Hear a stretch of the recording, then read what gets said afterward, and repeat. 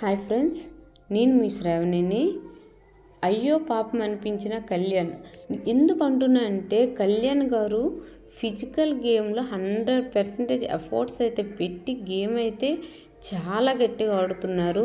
ఎక్కడో luck favouritism చేయకపోవడం వలన ఓడిపోతున్నారు తప్ప తను గేమ్ ఆడడం లేదంటే చాలా బాగా ఆడుతున్నారు. ఈరోజు తనూజ గారు బ్లేమ్ చేయడం కూడా నాకైతే నచ్చలేదు. ఎందుకంటున్నా అంటే, తను డౌన్ చేసి మళ్ళీ బ్లేమ్ చేసింది ఎవరిని? కళ్యాణ్ గారిని. తను తప్పుని బ్లేమ్ చేసి కళ్యాణ్ మీద తోసేసి ఇరిటేట్ అయిపోతుందే తప్ప కళ్యాణ్ గారు ఏమీ చేయలేదు. చాలా బాగా ఆడుతున్నారు.